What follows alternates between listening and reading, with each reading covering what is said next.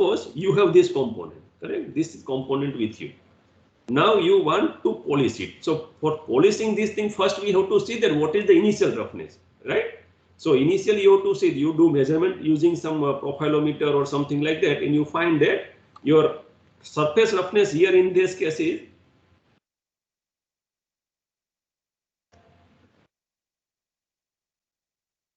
let us consider it is a 2 micron, right? And from 2 micron you want to go to 0.5 micron, correct? So this is known, your target is also known, where do you want to go? So now you have to set this force, because now you consider this is the workpiece, this is the baking plate, and on the below of this thing is the abrasive particles, correct? And then what you do, this is attached with the robotic arm, and then it is rotating and it is pressing also, right? So two forces are playing important role, right? One is the pressure and another is the velocity. How much you are pressing, that will give one result, and at what speed you are rotating, that will also give results, right? So when you set your robotic arm, at that time you have to give these two parameters very carefully, because if you press too much, at that time it will remove material very quickly, right? And if you move very quickly, at that time also it will remove. So right, so increasing both the things will increase the material removal rate, but that is you do not want too much, because in polishing our objective is not to remove too much material, right? Because that is already done in the machining operation. Our objective right now is to reduce the roughness, right? So material removal rate is not that much important as compared to the roughness. Definitely we want some removal from this workpiece, but that is not that much important. But our target is how to reduce the roughness.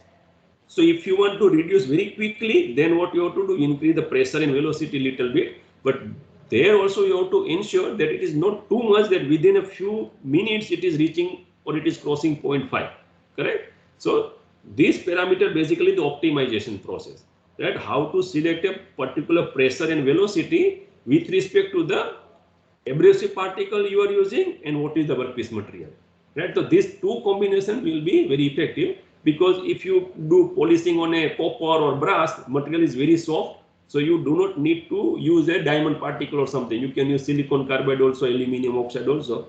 But suppose your workpiece is very hard coating or something like a tool steel, so at that time you have to go with a diamond particles. It will also take a lot of time to polish because material is very hard, right? So depending on the abrasive particle in the workpiece material properties, you have to select pressure and the velocity.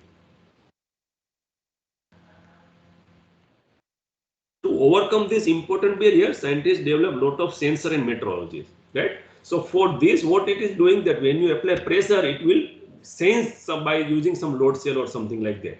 And RPM is obviously known. We use some kind of a servo motor so that you will get a feedback of the RPM.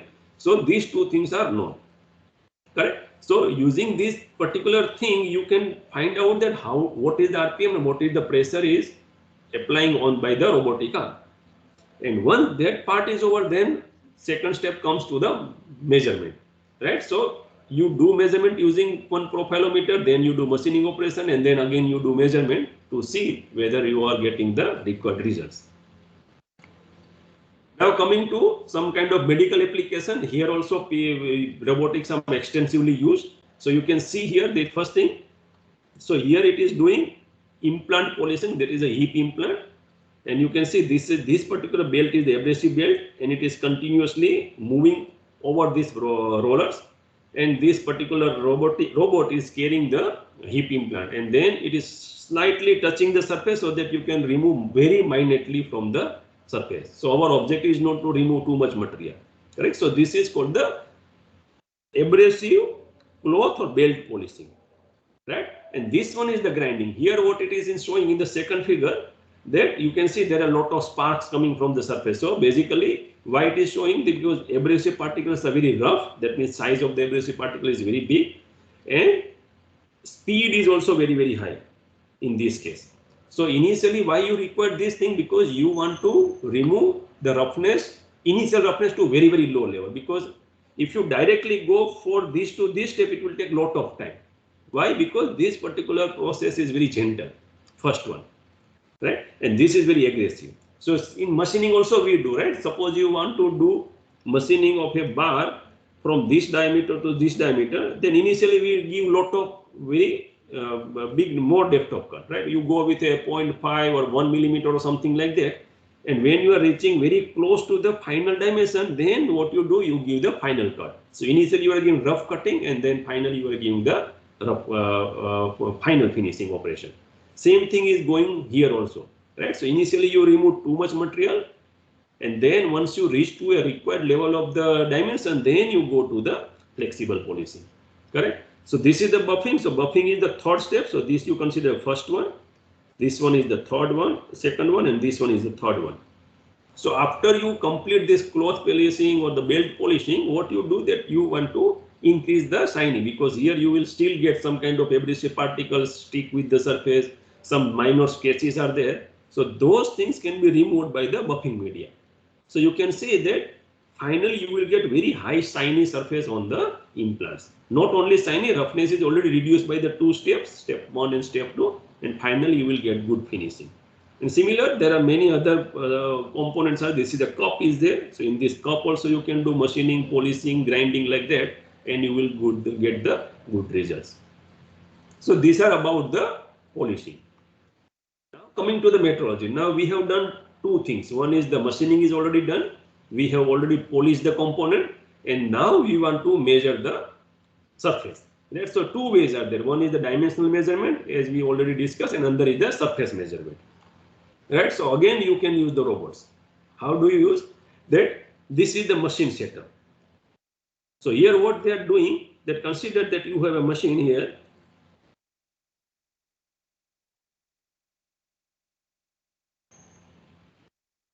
And you have milling cutter here at this location, correct? This, let us see, it is a milling machine, and you have a workpiece table here. On the top of that you have a workpiece. So once the machining is done, what they do, that they put a robot here.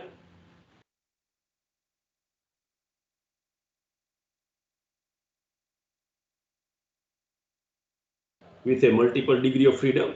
So after machining is over, you don't need to remove this workpiece from the machine. Then robotic arms will come into picture, and then it is attached with either camera, probe, profilometer, or many other equipment by which you can do surface characterization.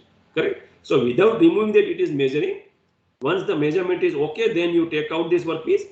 If the measurement has some problem, that means your dimensions are not okay, then robotic arm will come out and then again continue with the machining to refine the features. That's so without removing this thing, you can perform many operations there itself. Okay. So here what they are doing, that they are using microscope or camera to study the surface features. Right. So they can check that what is the diameter of this particular hole from the top, also from the side also, depending on how many robots you are using and what is the degree of freedom. Right. From the top you are doing only one direction, but if you want to measure from the side, then you have to align this particular microscope or the camera with respect to that surface. Then you can use the touch probe. So touch probe cannot detect the image, that it cannot take the images, but it can detect the surfaces. Correct? So suppose you want to do measurement of this diameter, then what is the diameter from here to here? Then what touch probe will do? Touch probe will come here at this location, it will touch the surface, and when it is touching the surface, it will trigger one alarm, it will find out what is that coordinate. And then perpendicular, parallel to that one, it will go to this side and it will touch at this location. Right? So after touching, again it will trigger one coordinate, so it will find out what is the difference between these two values. That value will be the diameter of your object or this particular feature. Similar for measurement of internal feature also, your touch probe will go here, it will touch that location, again it will come to this location, it will touch here. So it will find out what is the dimension. Right? So touch probes are used to measure the dimensions. And this camera, profilometer, and this microscope and all other cameras, these are the things which used to measure surfaces. Right? What are the irregularities in the surfaces? Now suppose consider that there are some scratches here. So these scratches cannot be detected by this probe because that is not the work of this probe. So here, after dimensional measurement over, then we use this microscope, profilometer or camera. So now consider you are using microscope. So microscope will detect this thing. Correct? So now consider that you have a workpiece, and then there are some kind of scratches are there. These are the scratches. So microscope can detect that what is the scratches, and this microscope will give you the flat surface, that is a planar dimension. So if you magnify this thing, it will give you something like this, right? Then you can measure what is the dimension here at this location, this location. So it is flat dimension. But now suppose you want to measure what is the depth of this scratch, correct? Because it is a scratch, so you obviously get some depth. So depth generally cannot be captured by this microscope. Then you have to go with this profilometer, right? So profilometer will give you both the things. It will give you the dimension, that is a planar dimension. It is basically length and the width, and depth also it can give you, because it is generally giving the three-dimensional feature. So if you take a cross section here, it will give you the depth something like this one, correct? So this is more advantageous as compared to this planar dimension, because basically you want to measure in 3 dimensions, then you have to go with the profilometer. So here profilometer, it works based on the light principle. So it will transfer the light on the surface, and when it will reflect back, it will be captured by another sensor. So depending on the height difference, you will get the change in the fringes, and that fringes will be converting again the image of the sensor to this particular software. So you can see here you are getting some kind of image here, that is the roughness profile. Now we understood that we want in process measurement, dimension of the measurement of the dimension, as well as measurement of the roughness, right? So now you have some options by which you can use a particular equipment, and that can be attached to the robotic arm. All the equipment cannot be attached to the robotic arm, because we have seen that flexibility is coming with a sacrifice of the accuracy, correct? So robotic arms are flexible, that means they are not accurate for working in a micron domain, right? If you work with a millimeter size, that is fine enough, that you can do work. But you can see the roughness, generally we do not measure in the millimeter. It is always in micron to nanometer level. Even angstrom level also you can do measurement. So for a measurement of the roughness after machining operation, only few instruments are there which can be fitted on the robotic arm. All equipment or all instrument cannot be fitted, because your requirement of the accuracy and precision is very, very high, and robotic arms fail. They cannot provide enough accuracy and the precision in the measurement. So that's why only this one right now people are using. That means it is a light based. So what you have to do, that suppose you have a component here, then what you do, the same thing, whatever it is there, if you see in the 2 dimension, this is your component, and this particular instrument, it will come here with a certain distance. You have to maintain some distance, then it will pass the light. And if the surface is reflective, reflectivity is very important, because more reflective is the surface, you will get very better results, because reflection of this light is important. If your surface is not reflecting the light, it will not capture this light again into the instrument. So if this is the light transferring,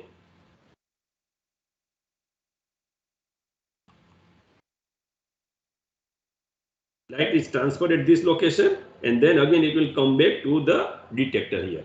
So it will detect the how much is the difference in the light source, because we know that suppose there is a step, the light transfer from this to this will come very quickly, but for taking this much travel, it will take little time. So that travel time and how much distortion is there in this particular wave, that will be captured in terms of the roughness, correct? So if your surface is not reflective, you will not get good results. Definitely you get result, but that will not be very, very perfect. So by this way you can get. So now you can see that once your robotic arm is keeping this object or this instrument at a one particular location, then it can be used. But suppose there is some other movement is are there, which is we generally use the probe type, right? That is basically the surface profiler using the stylus. So the stylus can move on the surface, and that is not the right instrument to use for the robotic application. But here you can definitely use it. Now coming to the applications where you require surface roughness, or where texture and the roughness makes different, right? So here, what are the advantages? You can see here it is optical surfaces or electronics where generally use lenses, mirrors, integrated circuits. So here, what is the thing that lower is better? That means lower is the surface roughness, better will be the performance. When it is come to medical implant, that we have already seen that lot of robotics arms are used to do some kind of a machining and polishing operation. So here what you require some controlled roughness. Right? It is always in nanometer, but still you require some control so that you will get some gripping from the tissues.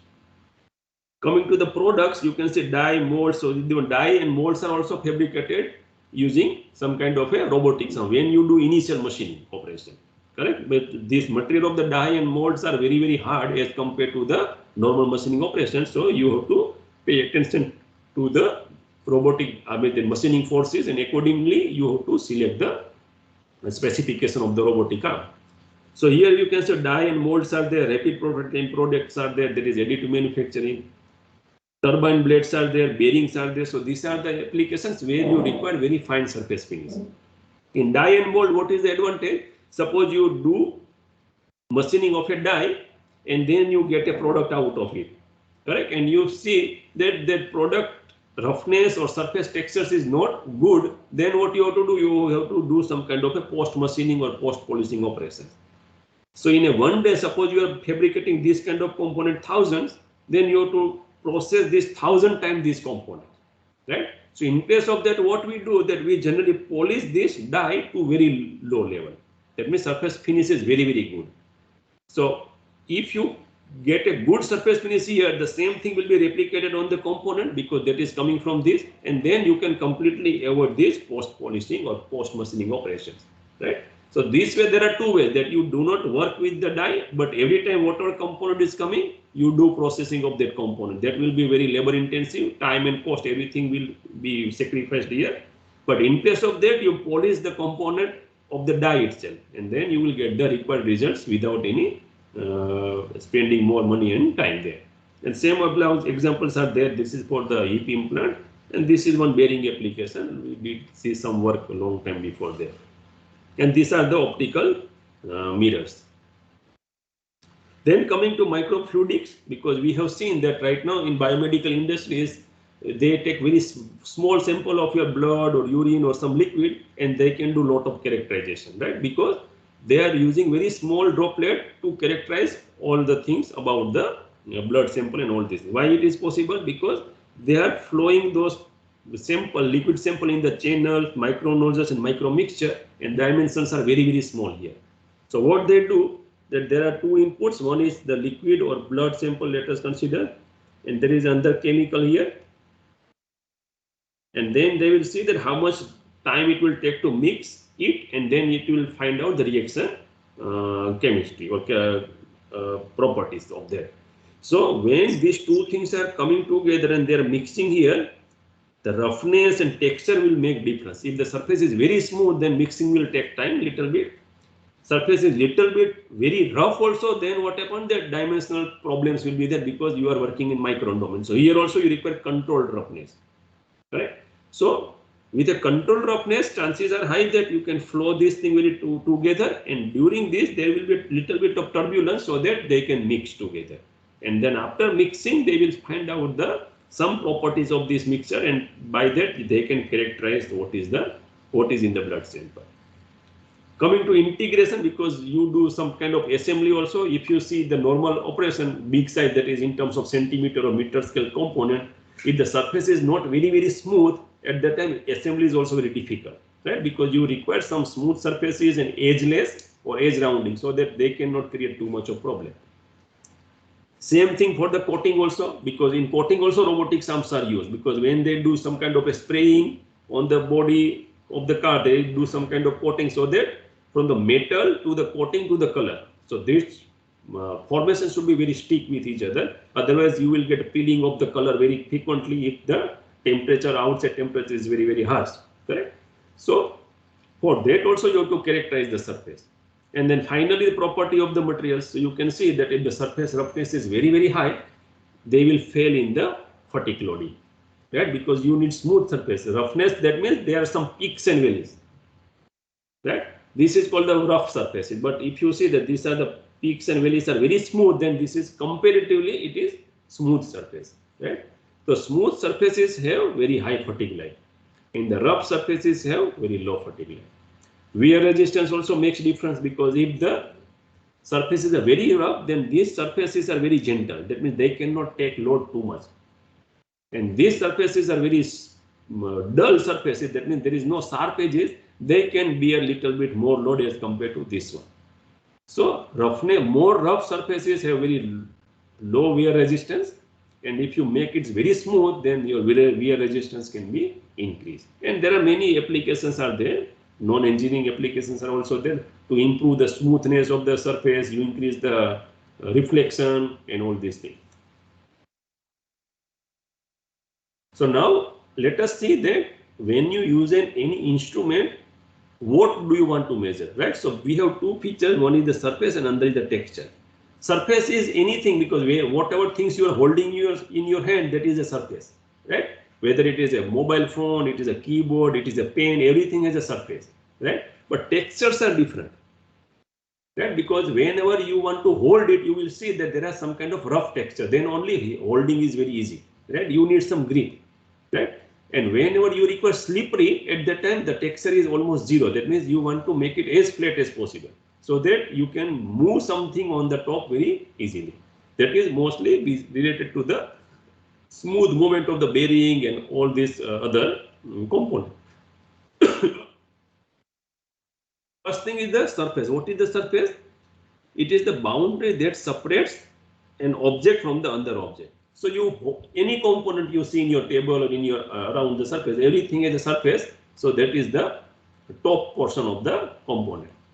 Texture is the things which is on the surface, whether it is a unidirectional, it is a random, it is some kind of a multi-directional surface, is the textures are there. So this is called the texture. So if you see this component, this whole thing is called the surface. But if you see that it has some certain direction, right? So you can see this is the layer direction. Correct? So this is called the layer direction. So you can understand that by looking at this particular surface or doing some kind of a machining operation, you will find out that there is particular texture is there, and that texture is important to understand what will be the final implication of this surface texture on the operation or service life of the component, right? So how that service life is decided? Now surface is a dual role. So what do you mean by dual role? So you consider that you are fabricating one component. Okay, you are doing machining operation and you use some process. That means if it is a lathe operation, let us use turning operation. If it is a milling operation, you are cutting some slot or something is like that, right? So you get component that is called manufactured component, machine component. And then what you do after machining is over, it is a routine step that you do measurement. Right? You do dimensional measurement, diameter measurement, roughness measurement, all these things, and you find that this is not what you require. Right? So you do 2-3 machining operation, every time you are getting some results which is not correct. So now you do some kind of checking. Right? So what kind of checking you require? First you think that your process parameter is not correct, because when you do machining, you give 3 basic parameters, right? It is speed, cutting speed basically, feed rate, and depth of cut. Right? These are the basic parameters. Other than that, these are not primary parameters, like use coolant, or you do not use coolant, use coated, cooled, uncoated cooled. So these are not important, but these 3 are the major parameters: speed, feed, and depth of cut. You do some changes here and you try to see that whether your results are improving or not. Right? It is improved, but still it is not what you require. Right? So this is the first check. You believe that something is happening in the process parameter setting, but after that also you found there is a little improvement, but still it is not what you want. So then next step is you think that there is something wrong in the machine tool. Right? Because we know that process parameter setup did not solve your problem, but now you see that what is the machine tool, whether you have clamped your workpiece firmly, your cutting tool, that means spindle is rotating around its own axis or not. If there is some kind of run out or eccentricity, it will also generate some wrong problem. Whether vibration is coming from the machine, right? So these are the problems related to machine tool, right? So what is the dual role? That first thing is that depending on what you are getting, you are actually monitoring the process, right? You may monitor the parameter optimization, you monitor the status of the machine. So not getting good results also give you some indication that something is wrong. Where it is wrong, either it is in the setting of the process parameter or your machine tool is not in perfect shape or it is not efficient, right? So this will give you one information on the machine side. So then you do some kind of changes here, you measure vibration level, you measure clamping forces, and after that you do machining, you may get the good results here. So that is on one side, first role is over. Now you got good result. That means this is as per your dimension, whatever it is written in the drawing or something desired, that is you are getting. That also ensure that this component will perform very well in the final operation. Why it is so? Because you ensure that all dimensions are correct, surface properties are okay. So it is indirectly saying that this component will be okay in the final operation. That means quality check is okay. So now you can see one measurement give you two information. One is the monitoring of the process and another thing is the functionality of the component. Right? What will be the wear? Because if the roughness is very, very low, your wear rate will be very low. Your friction will be also low if the surface roughness is controlled. If it is very high rough, then your friction will be also high and heat generation will be more, right? So this measurement is playing two roles. One is the monitoring of the process and another thing is the monitoring or giving some indication of the final operation of that particular component, where it is going to use. So now coming to texture, because now we surfaces we do not pay more important, but now we have to see what is the texture. That means what you are showing, what you are seeing on the top surface. It is a smooth, it is a texture, that means it is rough. If it is rough, how much rough? Whether there is some directionality is there or not, or something is completely unidirectional, right? What is the texture? Texture is a fingerprint of the whole manufacturing process. Why it is called fingerprint? Because if you have seen that when you put a fingerprint, it will give your history. Who is you, means what is your name, where you are staying, means everything now it is available everywhere, right? Same way texture is also giving that what is the process sequence of the operation through which this particular component is passed through. At least it will give you information of the last step, because if you do some process, one process over another process, the signature of the first process will be lost, right? At least it will give you the what was the last operation you have performed on that component just by touching the surface texture, right? How it is done? Because most of the manufacturing processes provide some kind of a texture, very distinguished texture, right? Because you can identify that, you can certainly tell that this is the process which is done on this operation before you have carried out this final inspection. It is very sensitive. What is sensitive? Texture is very sensitive. End product of a long sequence of operation. Why it is called long sequence of operation? Because you see initially you have raw material, then you do turning operation, and after turning operation you found that the roughness and dimensional tolerance is not that much high. Then you do cylindrical grinding, right? Grinding is over, still you find a little bit waviness, that little bit of roughness is there. Then what you do? You do super finishing operation. To reach to the final required results, you have to pass that component from a multiple steps, right? So at the end you get something. So that's why it is called, it is very sensitive end product. End product, that means after you complete this polishing process, then you do not do any kind of mechanical processing. You do heat treatment or you do some other operation like a coating or something, but mechanical treatment will not be there. So any deviation in the texture, what you require and what you are achieving, so there should be very less difference, correct? So if whatever is the difference, that is the error, right? So any deviation in the manufacturing reflects itself in the texture. So it should be within a certain bound, because every time it is not that you want to reduce roughness to very nanometer level. You have to use a very, very high cost on the machine so that you can get the thing, because sometimes you do not require that much level, right? So you do not spend unnecessarily on the machine where your requirement itself is not that much high, right?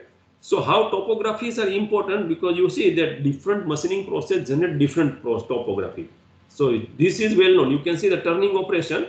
So your cutting tool is moving in this direction and your workpiece is rotating in this direction. So what it is generating? It is generating very, very fine features here. Right? These are called the turning marks.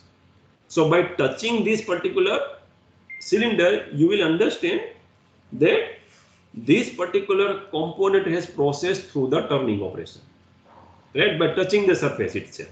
This is the milling. This is called surface milling. So here what is there? Your tool is moving in this direction. Right? It is rotating and it is moving.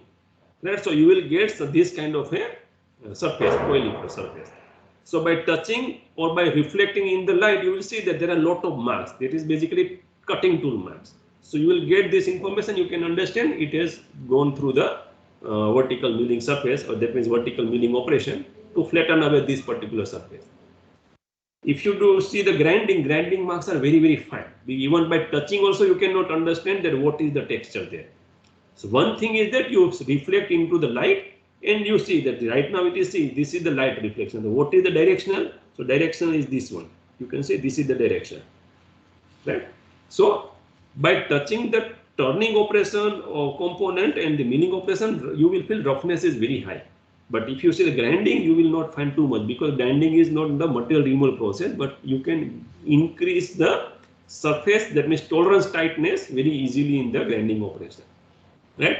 So by touching you cannot feel, but by looking at the light you will find out that very minor stretches are there, and chances are very, very high that this will be processed through the grinding operation. So this all three have some distinct feature. That means your topography has a particular direction, right? But if you see the EDM process, if you see the powder metallurgy product, if you see the sandblasted products, so they do not have any kind of texture. That they are random. So here what you do, that just by looking at the texture or you touching the texture, you will not feel any kind of direction. That means you consider this is processed through some random processes, right? So these are basically the point contact. So wherever your point is contacting and then you give relative motion, you will get some kind of a surface texture. But here there is no something like that. So these are random. Basically random means you measure roughness in this direction, this direction, this direction, any direction, you will not get too much of variation. But if you do same thing here, you will get huge variation. On the same component, you will get lot of changes. Right? So that's why topography is important. So any number of improvements, there are a lot of parameters that will dictate the final condition of the component. So if you see the machining operation, it is a cutting tool. It is a sharp cutting tool, then it can remove material very efficiently. If it is coated, then your tool wear will be low. Again, you will get very good results. Whether you are using coolant, you are not using coolant. So those are the parameters that will affect the process parameter, they affect the quality of this component. If it is a grinding, then what are the abrasive particles you are using? What is the size of the particle? That also makes difference.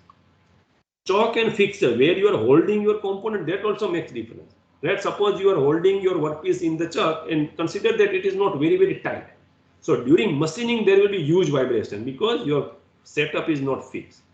If you do milling operation, you consider this particular location, you are holding the workpiece, there is a little bit of looseness. Yeah, so during machining, that will convert into vibration, and vibration will generate some other pattern here. So initially, when there is no vibration, you will see that your pattern is something like this. Correct? That is what you are getting as a milling cutter marks. But whenever you will get vibration, you will get the same thing, but what you will get something like this. So this vibration will be superimposed over this particular milling cutter mark. So this is not good.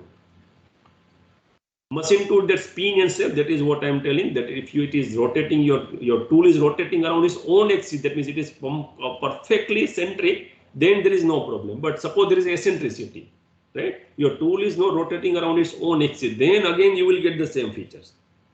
Right? So that is the thing. So if your tool is something like that, suppose you have a chuck. This is the chuck and this is the tool. So chuck has its own axis.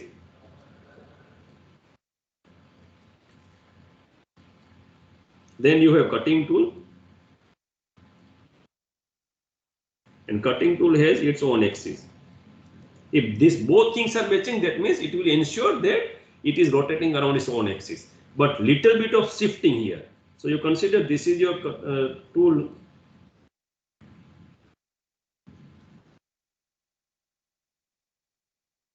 Axis of your spindle, and this is the axis of your cutting tool.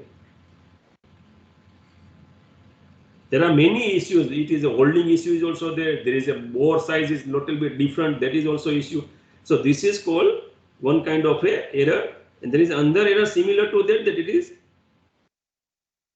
not matching like this one. So it has two errors, right? So one is the error which is angular error, and one is the offset error, right? So anything this may happen even in a normal spindle. Whatever precision you do measurement, at that time there is always some run out, because there is no way you can ignore the run out. Even if you do measurement at a micron level, you will get 1 micron run out or something like that. That is mostly people use. But if you see a normal milling operation or something, and you put a dial gauge here, simple example is like that: you put a dial gauge here and you rotate at a very low RPM, and you see whether your dial gauge needle is moving here or there or not. Right? So you will easily get what is the run out here. So that makes huge difference in the final operation. So what are the importance of the roughness here? So you see that there are many different applications where roughness plays important. Rolling application is one, because we can see the bearings are here, right? So what happens in the bearing, that you have an inner race, you have outer race, and in between there are balls, correct? So when your bearing is under operation, at that time what is happening to this ball? Ball rotates, correct? So if you see in a flat surface, you have two things. One is the ball is here, and another one ball is here, and this is the outer race. And there is some load also, because there is always loading. If you are attaching shaft here and some load, then you always get some vertical load. Consider this situation. In this situation, ball rotates, and in this situation, ball is sliding. So what is happening here, that this particular location, two locations, they are very much loaded at this point and this point, because these are the 2 points which are in contact with the inner race and outer race, right? But when this ball rotates, at that time different location of the balls will come under this high loading situation, right? But when it is sliding, at that time what happens? This in these two locations, this will remain there only, right? Because we do not want sliding, we want the ball should rotate. Who will decide this thing? Because this roughness will make difference here, right? So if the roughness is very, very large, at that time you will get lot of friction here, there will be lot of wear is there. If it is too fine, that means there is no texture at all, at that time also there is a chance, because for rolling you require some friction also, correct? It is not good completely flat, it is not good completely rough, something in between is required, correct? So if this is the case, what is going to happen? There will be severe wear at this two location, because ball is sliding only, not rotating. And after certain time, your ball geometry, initially it was like this one, and finally after certain time it will be flatten away from here and over. So ball is not perfectly sphere now.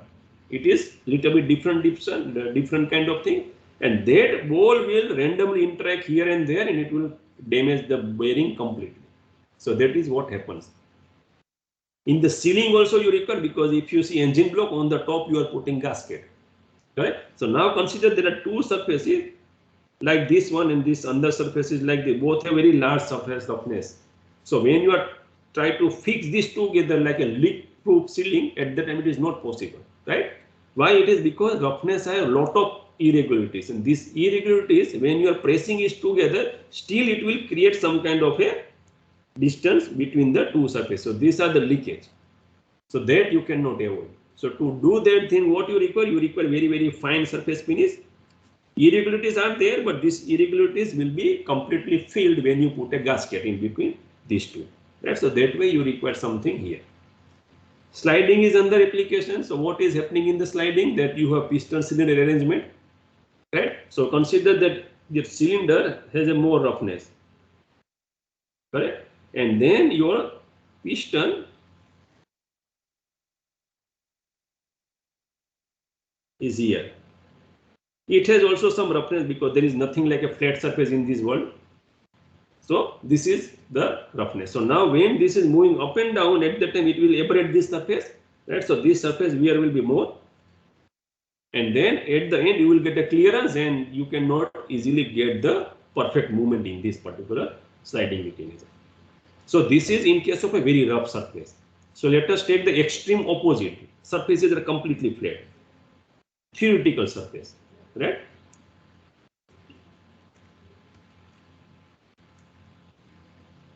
So here what happened, let us consider this is the piston, this is the cylinder, and this is the piston. Now, earlier case there was lot of wear because of the roughness, but now there is no wear. But problem is that if there is no surface irregularity, there is no lubrication also, because when they are moving together, we want smooth movement, right? So what you require some kind of lubrication at this location. But now you do not have anything which will retain the oil there. Okay. So what happen after certain time, this will be chopped completely, because surface to surface contact is very large. Actual contact, and your piston will be completely stopped there only. Right? So that is also not good. So what we require in between these two. We require some roughness, but there should not be peaks, because now you can see the peaks are creating problem. Valleys are no problem. Valleys have no problem. Right? So what you require surface something like this one.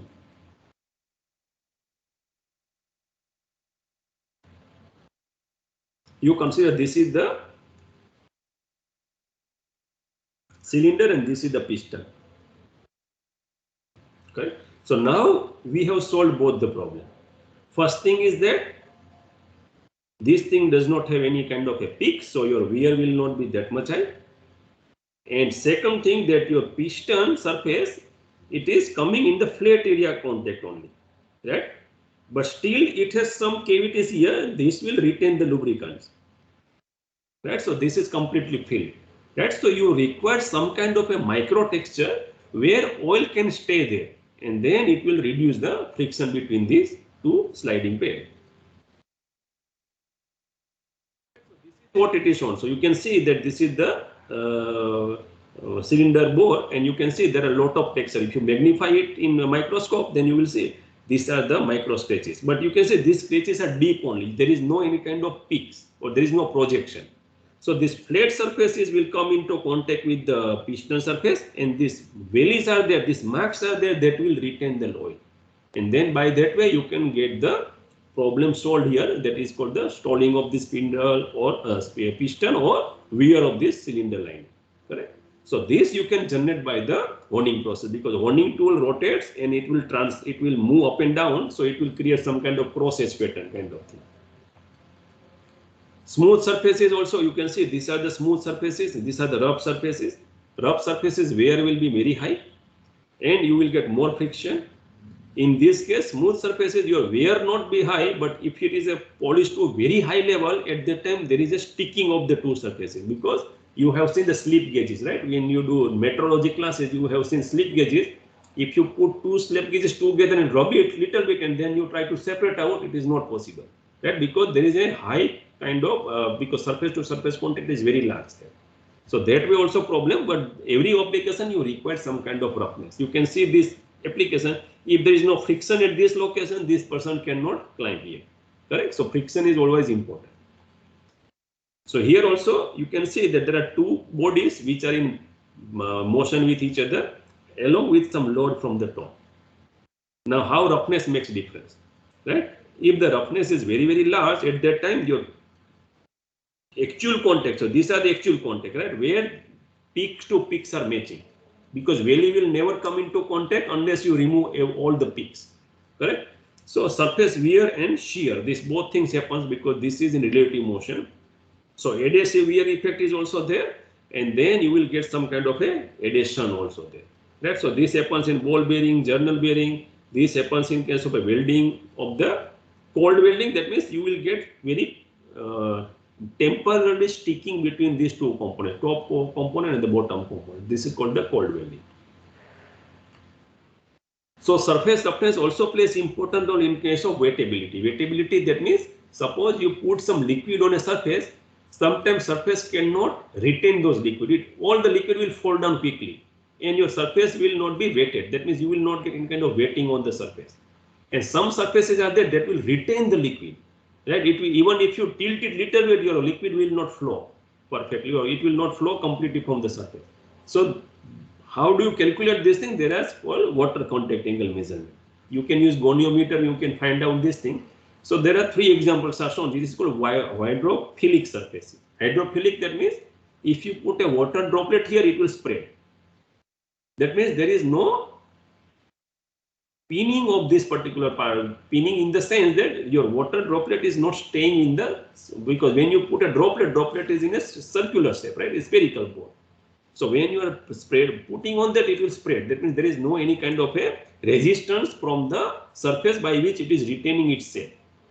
So when you measure contact angle measurement, that means from the surface of this, outer surface of this water droplet with respect to the surface of the workpiece. So if that angle is measured 30 degree, you will get a hydrophilic surface. If that angle is 90 degree, it is called hydrophobic surface. Now you can see here the water droplet is little bit deformed, not deformed as much this one. Right? Third one is called the super hydrophobic surface. So here water droplet is remaining in the same shape, almost like a sphere. Where the water contact angle, this angle is 120 degree. Right? So where is the application and how do you get these surfaces? Right? So you have seen that if you put a glass here and on the top of the glass, if you put some water, if the surface is hydrophilic, these water particles will spread. Right? Second thing, you have seen the lotus effect. Right? All the water leaves are there. In this, you will say that rainy season, you will see these droplets. They are staying on the surface only. They are not spreading like this one. Why it is that? Because if you magnify this thing, you will find small irregularities here. So these are called fibers. And if you magnify one of these fiber further, then you will see that on the fiber also there are a lot of small projections are there. So what are those things? So you can see here, this is the flat surface. If you magnify this thing, you will find small irregularities. And if you further magnify this thing, then what you on the same irregularities, you will find more irregularities. So what these are the fibers, they are micron or nano level fibers, and these fibers will not allow this water droplet to spread. So what happens that if you incline this plate, consider in this case, this is the inclination you have given. So what is going to happen? Let us draw in all the three cases.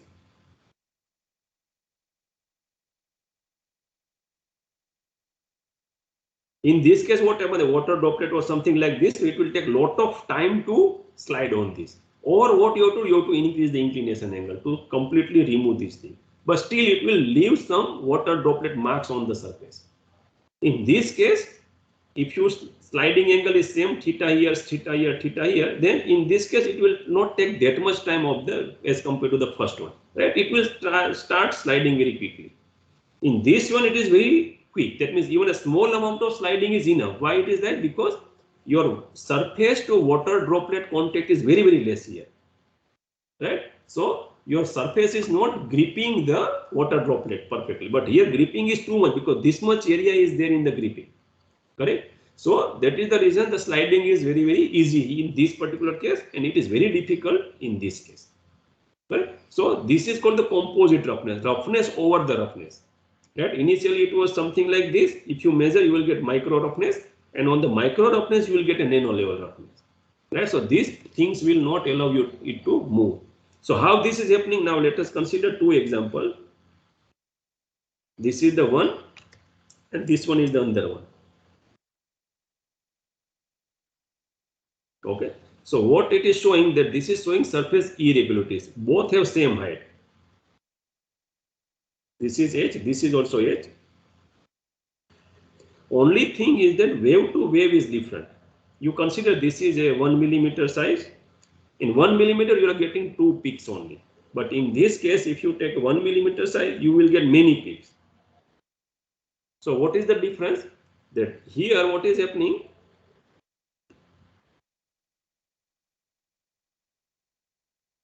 That you put a water droplet on the top. Right? So here if you put a water droplet, there are chances that it will fill up everything because this size is very large. Right? So there is no way that air bubble or something is there, it will not give resistance to spreading of this particular water droplet. But if you put the same water droplet here, what is going to happen? It will not able to move inside. It is not going to inside because this water air bubbles are also there. It will not allow it to, because it is completely enveloped here. Second thing is that surface capillary action is also very high. In this case, it is not allowing it to go inside, right? So this is called the wettability. So if here what we have done only one thing, that we reduce the spacing between the peaks, correct? And in this case, spacing was very large. Height was same in both the cases, but in this case it is heavy. So you can create this kind of textures using many applications. Robotic is one of the applications, because in robotics what you can do, you can give multi-directional movement, correct? So that is very big advantage. Suppose you want to create two direction like this one direction machining like this, under is perpendicular to this and something like this one. Then what you require, that you use a grinding wheel attached with the robotic arm, you give one direction only, vertical, then you rotate to 90 degree, then you will get this direction, rotate to 45 degree, you will get this texture, right? So that is very easy to fabricate using robotic application. But if you do same thing in the CNC machine, you require three different motion, or you have to rotate the workpiece. In the robotic application, you don't need to rotate the workpiece, right? It will be stay at the same location, but you can generate many things. So where are the actual application of this wettability? You have seen in the IPCs also, because if you do some kind of a particular coating like a hydrophobic coating, at the time rainy season or some kind of humid environment, your glass will be always clean. Your glass will not have humidity or water droplet staying on the top. Same thing happens in the front shield of your car, because in that glass, if you provide some kind of coating, still your visibility is much better than this thing, because here there is no coating over the glass. So that's why water is sprayed and your visibility is almost zero. But in this case, water will remain in the droplet state, and we know that there is a sliding, there is a angle, right, in your car. So there is always flow. That means it will always slide, and you will remain in the clean state. So that is a advantage of generating hydrophobic surfaces. Now coming to the textures. So here what happens in this case, that you have to measure surface texture in the form of many different parameters, because when we touch the surface, we generally think that is rough or smooth, right? We cannot tell that what is the roughness level, right? But in manufacturing, after machining operation is over, either by CNC machine or robotic application, we always give some numbers, right? Tolerance, what is the tolerance? We need 10 micron tolerance plus and minus. What is the roughness? We require roughness around 0.5 micron. So there are all our numbers, right? So when things are decided or they are defined in terms of numbers, we have to find the numbers only after machining operation is over, right? So let us see that what are the different components of the texture. So first thing is the roughness. So what is the roughness? Roughness is very small irregularity. That is the smallest thing which you see on the surface, right? So if you see, this is the surface, it has many things. So you see, this is the one surface texture. There is one kind of a wave. On this wave, you will find there are small irregularities. So these are the small irregularities. And this whatever section we have taken, that is taken from a very big component. Okay. So here what we are looking, roughness is on the waviness. So what is the waviness? Waviness is the component which is little bit bigger in the sense of waves. Now you can say this is the wave, this is the called waviness. And now on this waviness, let us see a little bit different when you consider this is the shape, right? And if you magnify this shape little bit, you will find some kind of a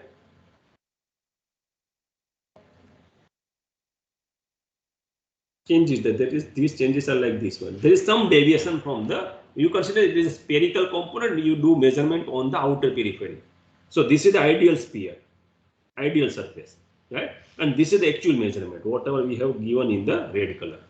And if you further go down in the measurement, then what happens? In this waviness, you will find small irregularities.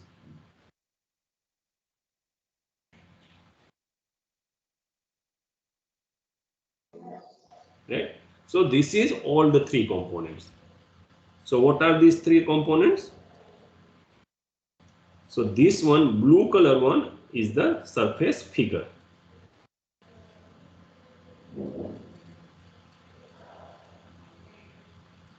Figure or shape, what we can say. Correct? Second one, red color, is the waviness. And this green color is the roughness. Right? So it has three components. All three are shown here. So you can see this is called the profile. Profile means what is the shape. If it is cylindrical shape, what is the shape of the cylinder? Because after machining or polishing operation, if you see there is a distortion in the shape, that means your process parameter setups are not good. Your shape should not be deformed at the end. Correct? So that is important. So profile or shape, that is called the long frequency component because it has a very long frequency. If you go on the extreme side, or let us see the waviness. Waviness is something which you measure and you find out there is a little deviation from the profile to the waviness in this case. That means it is not, it is actually the sphere, but on the sphere you will get lot of irregularities. So this is called the medium frequency component because its frequency is little bit higher than the, that means lower than the long frequency component, lower than the profile. And if you see the microscopy level, if you further use some kind of a profilometer or surface roughness texture, you will find small irregularities here. So this is called the roughness and this is called the short frequency component. Correct?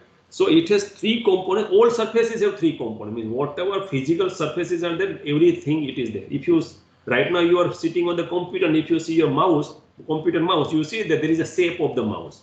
Correct? But if you feel the mouse, you will find some texture. So the texture is basically the roughness component. It is very small level, but within that roughness level, if you want to find something in between the shape and the roughness, you will also get some irregularities that generally you want to avoid. That waviness is always, most of the time it is creating problem because it is basically the distortion of the profile. And we do not want to distort the profile. Sphere should remain sphere in after machining operation is over. Cylinder should remain in the cylindrical shape after machining is over. Correct? So roughness, it is generated by the tool geometry. What is the sharpness? What is the nose radius? If it is a grinding wheel, what is the abrasive particle size? What is the abrasive type? If it is electrode discharge machining, what is the spark energy? So these are the first set of parameters which will affect the roughness. Waviness, how do you get the waviness into picture? Because that is coming from the part deflection. How do you get the part deflection? You are not holding your component very perfectly in the chuck. You are not holding your workpiece in the fixture when you do milling operation. Machine vibrations are there. It will generate further problem. Chatter is there when you do machining operation, you will get chatter. So these are the things which we want to avoid. If you avoid this thing, you will avoid the waviness. Correct? And profile is the overall shape. That is what you have discussed. Suppose there is a deviation in the profile. How do you get the deviation? Because it is a large area. That means something which is happening at a large scale. So what is the large scale happening? Slideways. Because when you do machining, slideways are very long. Because in the lathe machine, you can see, yes, sometimes you can get 2 foot or 3 foot of long bed. And if the beds are not straight, let's suppose there is a straightness error in the bed. So the same error will transfer into the workpiece. In place of getting a straight cylinder, you will get a tapered cylinder. Right? So these errors are very big and that are because of the problem in the machine tools. These are the problem because of the problem in the setup of the workpiece. Problem in the vibration level of the machine.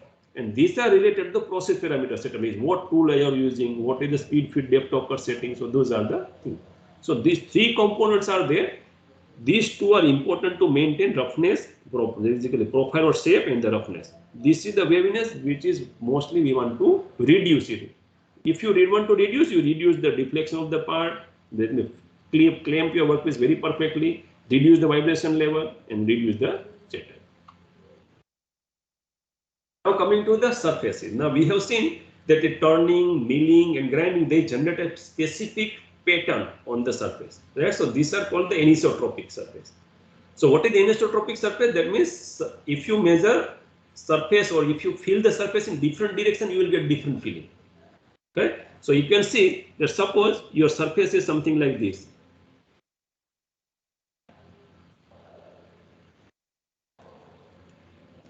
right? And if you move your hand in this direction, you will get lot of roughness, right? Because these are the peaks it will encounter. But if you move your finger in this direction, then you will find that your surface is very smooth, right? Because there is no irregularities. In this movement, you will not get irregularities, because if you get irregular, that means something should be like this one here in this case, but that is not here. But if you move in this case, every time your finger, your skin will encounter these peaks, and then you feel that it is very rough.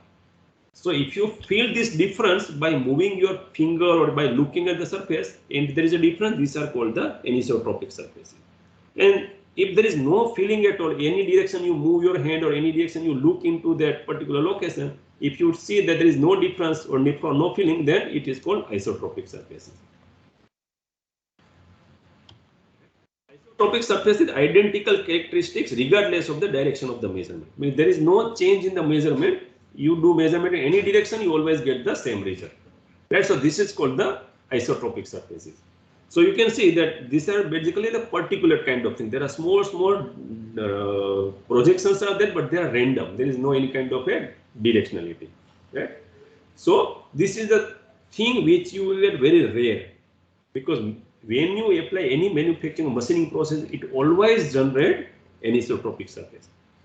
Right? Only except this unconventional machining process, EDM, ECM, and all these things, because they are tool-less process.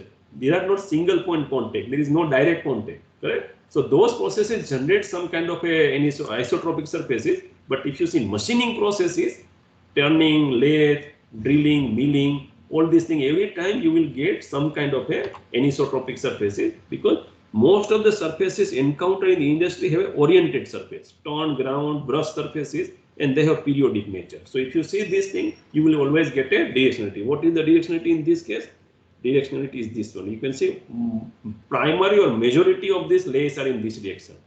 But if you see small changes are there, you can see very fine marks here in this direction. So these are basically the secondary generation or secondary surface. But that will not make much difference, because this will dominate. This main primary structure will dominate the secondary of the surfaces. So now coming to the measurement, now you can see that you have a robotic arm, and you want to attach one surface measurement equipment or instrument on the end of the robotic arm. So which one will you select? Right? So one is very basic, is this stylus base. Right? You have a stylus at the end of this particular arm, and this stylus will move over the surface. So whatever is the roughness, irregularities are there, accordingly your stylus will move up and down.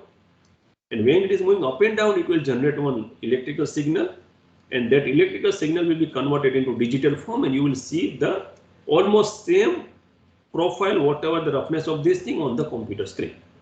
Correct? So this is what it is showing. So this is basically the 3D view, and if you see from the top, you are getting this one. Right? So now, first thing is that whether it is possible to attach this particular stylus to the robotic arm or not. Right? So before that, let us see that what are the problems of measurement. This is what we have generated this surface. This surface generated by grinding wheel. Now we can say grinding wheel was here, and it is rotating, and then it was moving in this direction. Right? So these are the grinding marks, and these are the grinding marks. Directions are like this. Example, now we want to do measurement of a 2D measurement. Suppose you have a surface and you do not have this 3D measurement equipment. You have the stylus base only. Okay, and you want to do measurement of the 3D or 2D measurement. So what you do, let us say that even measurement direction also makes huge difference. Right? So here in this example, we are going to measure in 3 directions. Your primary machining direction is this one. Right? So this is the grinding direction.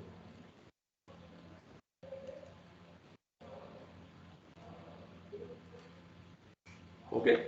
So first measurement we will take perpendicular to this one. So this is the grinding direction. Let us take one measurement in this direction. Okay.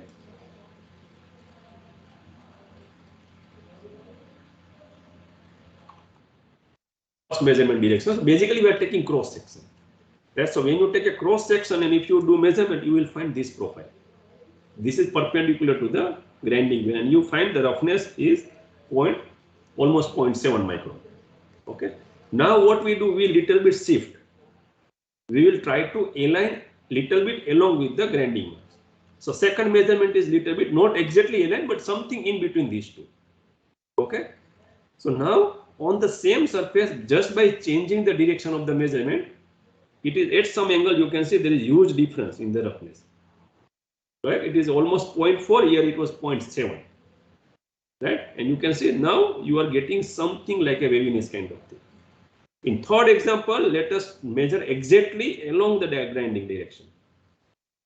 Right? So this may come, or this may be measuring either on the peak of the grinding or the texturing mark, or it is on the valley of the roughness mark. Right? So it is measurement here. You can see here measurement is even low. It is almost 0.1 to 0.2. Right? So you can see that where is the problem? Problem is that now consider that suppose this is the component on which the design engineer has given some instruction that when after machining, if the roughness, that means RA value is let us consider it is a 0.3, let us consider it is a 0.2 or less, then you accept this part.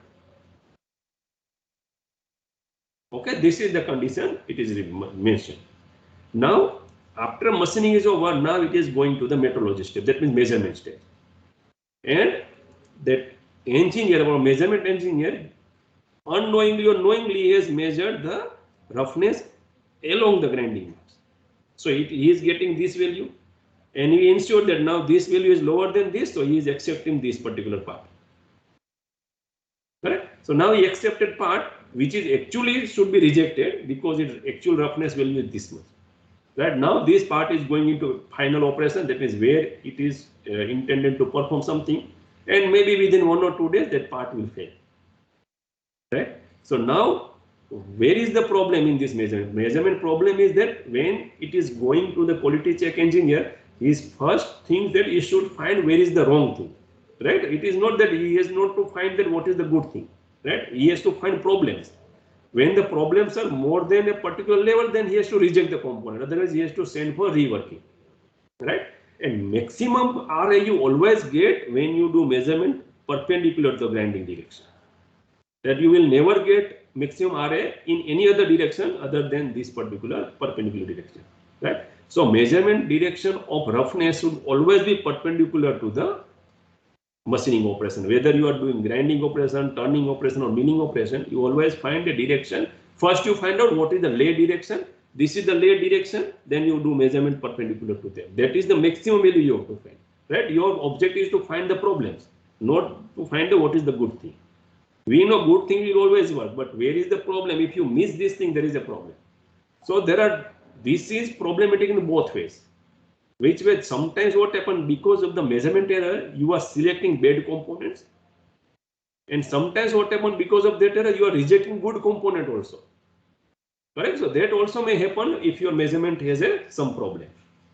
So it should be always perpendicular to the machining direction. Whichever the last operation you have performed, perpendicular to that one. This is showing the overall idea. You can see that this is the component, direction of the final operation was this one. And then A measurement is the first measurement, it is perpendicular to that, so it is very rough, you can see here. And if you incline your measurement parallel to the, that means if you are moving your measurement parallel to the lay marks, then you can see this E, it is almost flat. Why it is flat? Because it is basically measuring either on the peak or it is measuring on the valley. And you will not get too much of variation there. You can see here, this is variation is how much? It is 0.5 micron, within 1 micron it is moving. Correct? In this case, how much it is moving? It is moving within 2 micron or 1 micron or something. And in this case, it is moving 2 to 4 micron. This is total movement.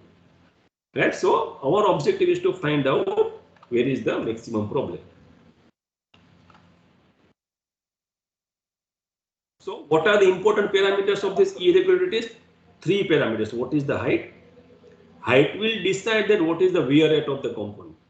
Right? More heights are there, that means more wear of the component. If this is in contact with the other surface which is in motion. This surface in motion along with some load, at that time these peaks will be sheared off. Depth will decide that how much liquid it can retain. That means if it is lubrication, it is a good. But if you are using in chemical environment, then it is bad because it should not retain. Interval between the peaks, interval between the heights, that means this much height. What is the distance between these two? That will decide whether your surface have wettability or not, right? Whether your surface will take the load or not, right? So if interval is small, that means within this particular distance, you will get lot of peaks which will take the load. If the interval is very large, then within a particular dimension, your only few peaks are there which are taking the load, right? Then per peak, your load will be more and it will be sheared off very quickly, right? So all the roughness properties, three things you have to measure: height, depth, and interval. I mean, any measurement will give you these things, but you have to pay attention to these three parameters. So now what are the equipment? Now we have seen that you can do stylus measurement, you can do optical measurement, but now our objective is that we have told that we want to do measurement on the machine itself. That after machining is over, your robotic arm will come along with some instrument attached with the end effector, and then it will do measurement of the roughness and the dimension. Okay? So now primarily there are three major equipment, and within the same range there are many different variations, but these are the three broad classification of the surface texturing equipment. So one is called the stylus based. Stylus base is something like this one, whatever it is shown here, that you have a stylus at one end with some kind of a probe here, and then you have a surface. So when your stylus is moving on the surface, it will move up and down depending on the irregularities of the roughness or the surface. And this up and down motion that will be recorded in the form of an electrical signal, and you will get the surface. Now consider that you want to attach this thing into the robotic arm. Problem with this thing is that movement of this thing is very tricky in the sense very sensitive. Let me say it is very sensitive. And if your robotic arm is not staying at the one location during the measurement, you cannot get the complete reading, because your equipment should be at the same position. Only arms should move or move. That is also in the micron. That is in terms of 5 micron or 10 micron only, not more than that. Right? That up down motion, what I am telling. Okay, so that will create a problem. So generally in robotic application, they do not attach this stylus based thing, because it is a contact type, and during the full measurement, your probe should be in full contact, complete measurement. So that is very tricky in case of a robotic arm, because robotic arm is very flexible and staying at the one location, that too also in the micron dimension, it is very tricky. So robotic arm will not work in this case. Then coming to the atomic force microscopy. So this is also same thing like this one, but its precision is very large. Large in the sense its resolution is more. That means in the case of a stylus, you can do measurement, line measure in terms of a millimeter. But in the case of a atomic force microstructure, you can do measurement in terms of a micron. That means in terms of 1 micron also you can do measurement. Why it is there? Because in the case of a stylus, the probe radius, that means whatever this cone radius is, that cone radius is in the terms of micron. That is 2 micron, 5 micron like this. In the case of this particular atomic force microscopy, this radius or the sharpness of this thing in terms of nanometer, 5 nanometer, 10 nanometer, 2 nanometer like that. So it is more sharp, but force is very less. That means if it is very sharp, it cannot measure roughness in a larger scale. It can measure roughness on the lower scale only. So here you can see there are 2 dimensions are given. So you can say that if this you cannot attach to the robotic arm, there is no question of attaching this one, because this is even more sophisticated and more sensitive equipment. So what is the option left? Option left is this thing, optical, right? So this works on the light principle. There is no direct contact with the surface, and if you give a very strong base, that means a strong movement in terms of perpendicular direction. Now we don't want omnidirectional movement, not 5 degree, 6 degree freedom. Right? We require only up and down motion. So that can be easily achieved in the robotic arm. So there are 1 or 2 companies, I think probably, they are attaching this optical profiler on the robotic arm, and then they do on machine measurement for the component. So there are 2 parameters. One is amplitude, another is the wavelength. So you can say this is the roughness profile, typical roughness profile, and there are two parameters. One is the surface wavelength. That means basically what is the difference between these two, and what is the height of this profile. Right? You can see amplitude, it is starting from 0.01 nanometer, it is going to 10 millimeter. Amplitude, that means what is the height. Wavelength, what is the spacing between these two, it is going from 1 nanometer, it is going in terms of the hundreds of millimeter. And these three equipments are written here with some overlapping because they cannot, there are something which is common in all the measurement, correct? So if you see the stylus measurement is good for the bigger size measurement. When it is going in terms of the micron, sub-micron level, your stylus cannot work there. Right? If you see on extreme side AFM cannot do measurement on the bigger size. Right? That is, if you are doing measurement of millimeter, this stylus cannot even move more than 300 micron or something. Even not even 300, it is 200 micron is probably the maximum limit by which it can move. So maximum measurement you can do 200 micron by 200 micron. But if you want measurement in terms of the 4 millimeter by 4 millimeter, then you have to go with this one. An optical profiler is in between these two. That means it can cover very large area of this particular stylus. Blue color overlapping is also there, and there is overlapping with the red color is also there. And it has also flexibility in attaching with the Robotica. Right? So that you have to see that which one is better for your application, and accordingly you can select. Cheapest is this one. This one you can purchase in terms of a 1 or 2 lakh, 2 lakhs also. And if you go with a very strong base or very more flexibility in terms, then it will go in terms of the 20 lakh, 30 lakhs also. This is costly, that is in terms of a 30 lakh, 40 lakh or 50, even it is going into 2 crore also, depending on which kind of features or which kind of facility you want here.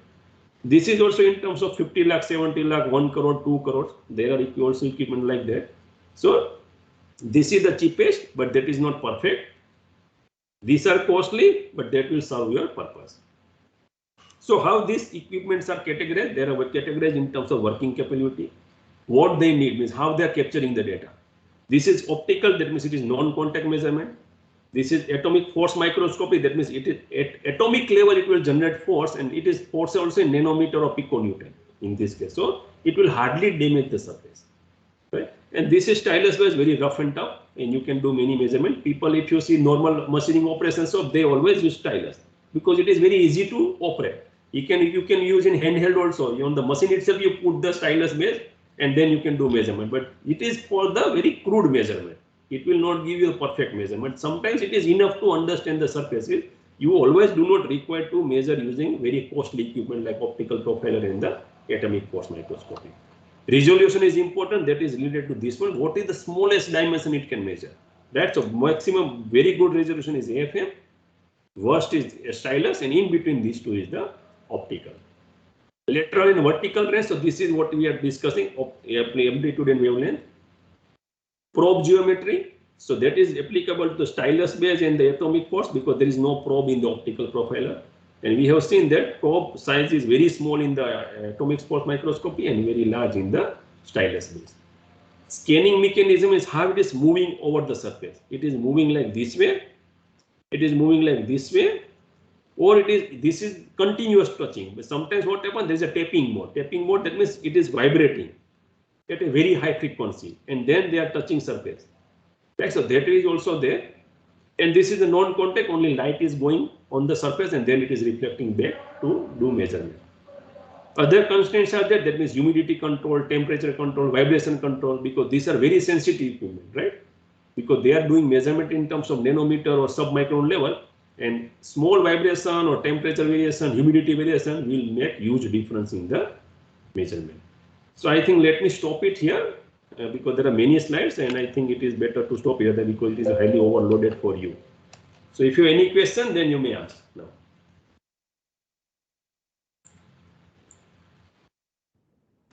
We still have little time for discussion. Thank you, sir. Thank you, sir. Yeah. All the participants are requested, if you have any queries, please, this is the time to ask questions.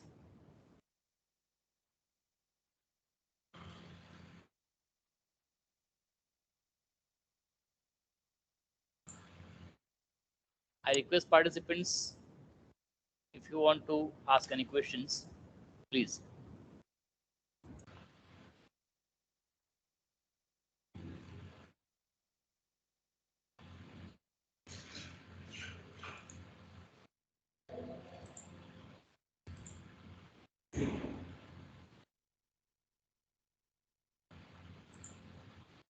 Probably they do not understand anything, or there was some problem. So we are getting some good feedbacks, all right, but Okay. till now, we don't have any questions. Let me stop sharing now.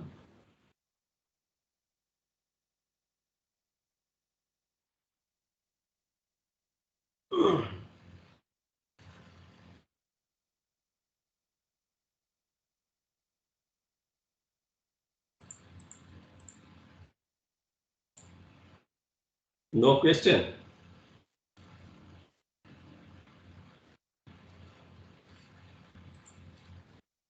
Participants, if you don't have any queries, hello, if you don't have any queries, we can.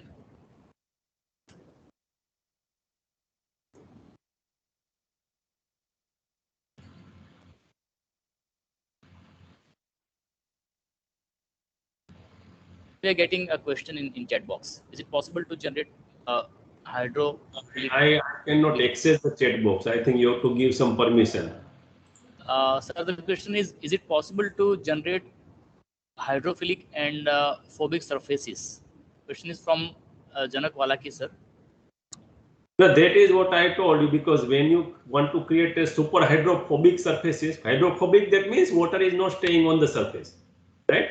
And when you want to generate those surfaces, your irregularities should be more in the height, but less in the width.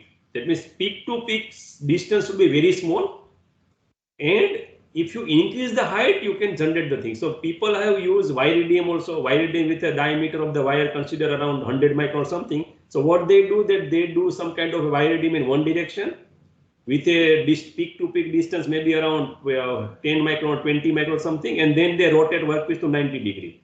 Basically, they are giving some kind of cross edge pattern kind of thing.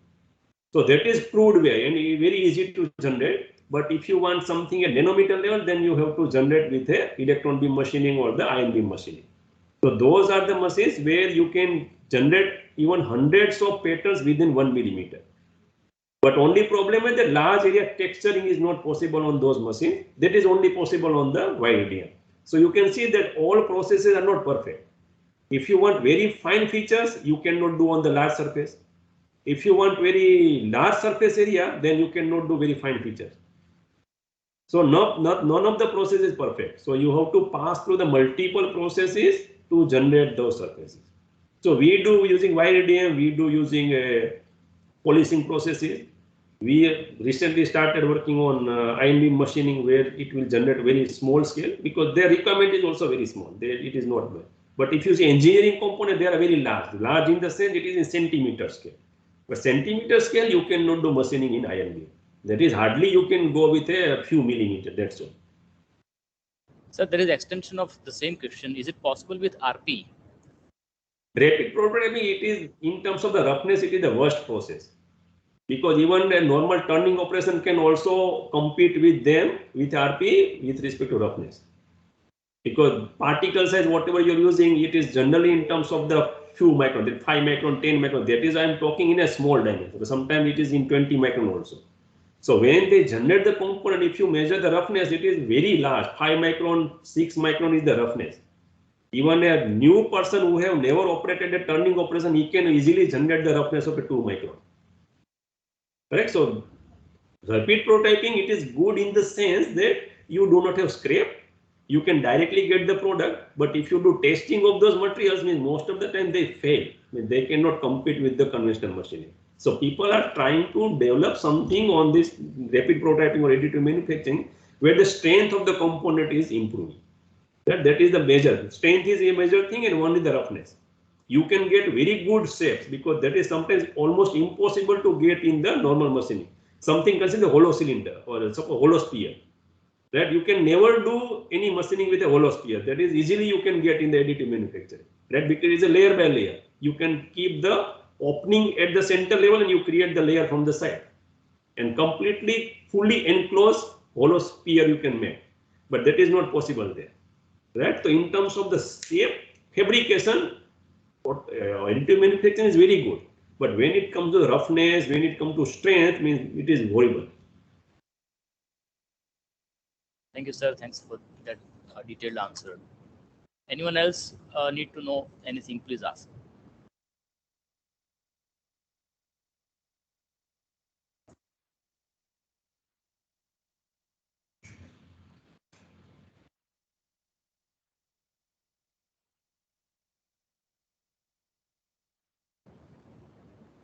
We are waiting for the question participants.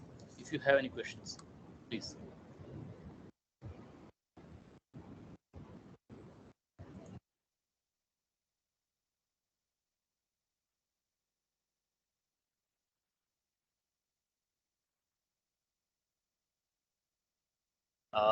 Looks like we don't have any more questions, sir. Sure, no problem. We can wind up the program.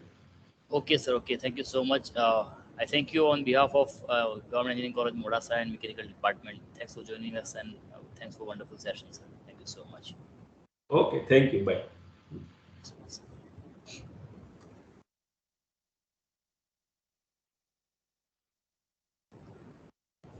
Participants, our next session will be at 1 o'clock, and at 1 o'clock, Dr. Akash Pandey from Maharaja Sayaji Rao University, MSU Baroda, will join us for neural network for robotics and automation.